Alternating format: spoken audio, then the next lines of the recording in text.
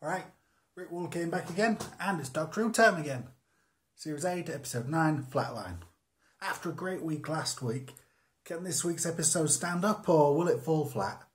And yes, that's a bad pun, so let's quickly move on straight into the plot. Right, so the Doctor's taking Clara back to go on one of their dates with Danny, and they get sidetracked in Bristol, where the TARDIS starts to shrink. As the Doctor tries to fix that, they find out some strange things are going on and Clara is sent off to investigate. Doctor ends up trapped within the shrinking TARDIS as it starts to power down and, threaten his life, and leaving Clara to investigate the main mystery and lead her own team and pretend to be the Doctor. It's got the elements of a good plot, but nothing really stands out about it. It's good enough, but is good enough good enough? It is if the characters are on. Let's see if they are. Well, the Doctor gets sidelined for much of this episode, but he does still have a bit of a presence. I mean, he's always there guiding Clara, or for the most part he's there guiding Clara, and he gets to do that whole big damn hero shtick at the end, which is awesome. Definitely awesome. And we get to see past his mask a little bit. The whole pretending not to care so he doesn't have to be all miserable about it. We get past that and we actually even get to see him use some of the old Tennant tactics back from the 10th Doctor days. The whole giving the aliens a chance to walk away and being so sad that they don't, and the fact he has to destroy them. He even gives one of Dave Tennant's big speeches. The whole, this plane is protected. That's straight out of one of his scripts. Very good. One of his better moments. One of the 10th Doctor's better moments. And therefore one of the 12th Doctor's better moments. It's good to see that he is still the same man like that. And we also got that very interesting insight. When Clara was saying about how worried she was about having to keep people alive. And the Doctor's welcome to my world. That really cut through his mask for me, because that was really just him saying, yeah, really it's hard to care, isn't it? Not hard to care, but it's hard on you to care. Because it hurts so much. And that was so beautifully played. And so well scripted. I've got to say, that was well scripted. A lot of the episode was a bit meh, but that was really well done. Now, he may not be a cuddly Doctor still, but in this episode I think he really delivered on the showing he cared part, even if he wants to pretend he doesn't. And all that from essentially a bit part, which is pretty good going.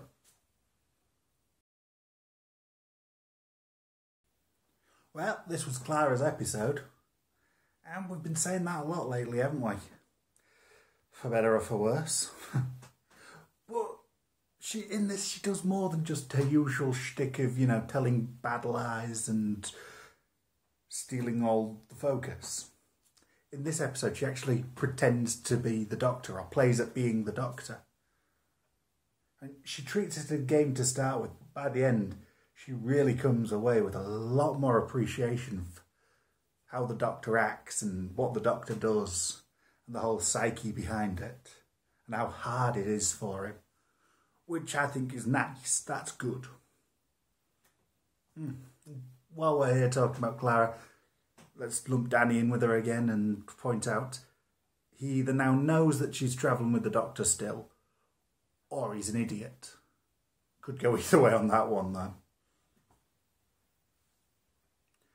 Now, I will say in this episode, she did still feel like a teacher, and so the scripting and characterisation was really spot on there.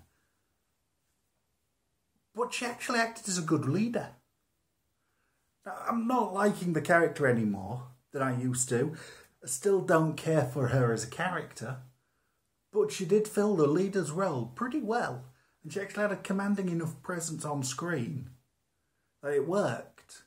Now, given the right backup, say in a unit spin-off, if the team working under her was spot on and really interesting and fun characters, I would really watch that, because she'd set that leader role perfect. I still wouldn't like a character in it, unless it developed into a way I would, and there's still grounds for that development. We may not have seen it yet, but there is grounds for that.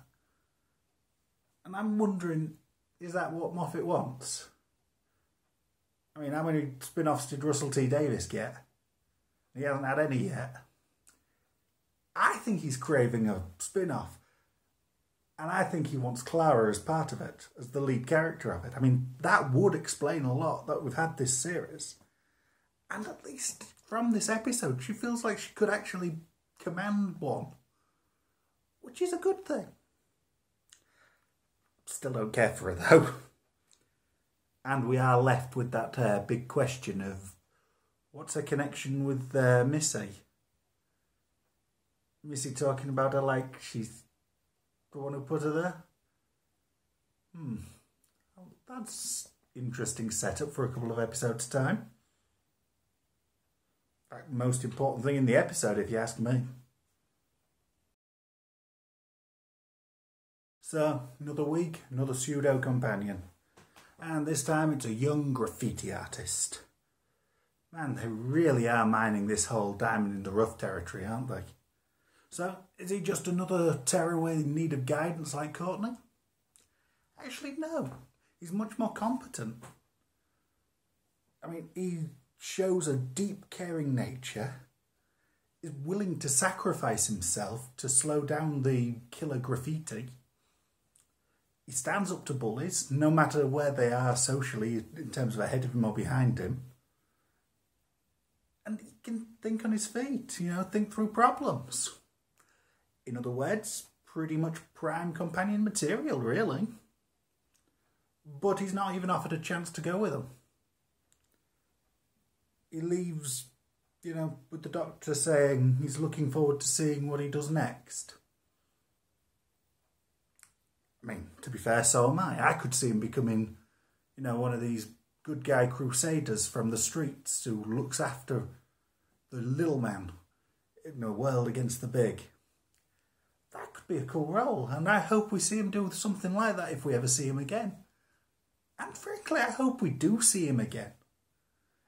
He has the potential to be an interesting occasional character.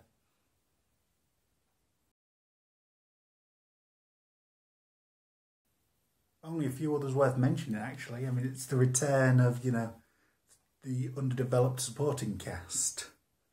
I mean, the cop we meet, she shows she cares and that she'd like to do more, but her bosses aren't letting her. Pity she dies, really. She'd have been a much more interesting addition to the cast than Stan or George, who really given absolutely nothing and were just basic red shirts. Not mourned, no loss, because we weren't given anything to care about them for. They were just people that died. The train driver wasn't given much, but thanks to the direction and the performance, that little bit he was given managed to leave some kind of impression at least. There was only one real member of the supporting cast that did leave an impression, and that was Fenton. And that really wasn't a good impression. I mean, it was an intentionally bad impression. This isn't bad acting or bad direction or bad writing. This is a bad character. I mean, he was, a mean-spirited, glass half empty, probably glass fully empty, unimaginative Jobsworth. I mean, he had such a lack of imagination that even the psychic paper didn't work on him.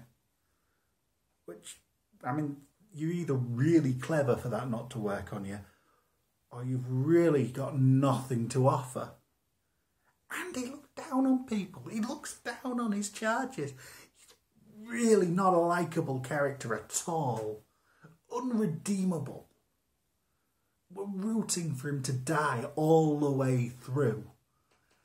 And somehow he survives.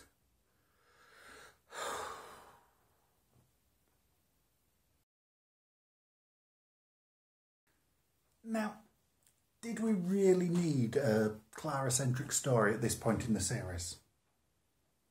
I mean, I know we haven't really had any of that, so oh, wait, hang on. That's been about 3/4 of this series.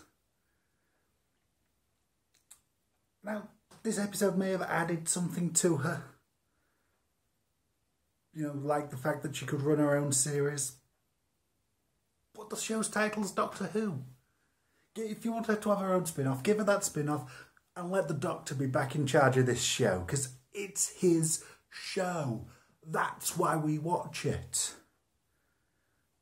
Other than that, there really wasn't that much to this episode. Bunch of characters running around underground, running from a monster.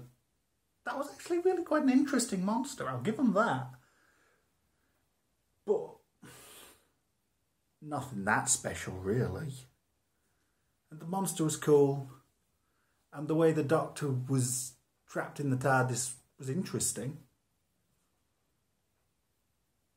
But, yeah, overall, nothing to write home about.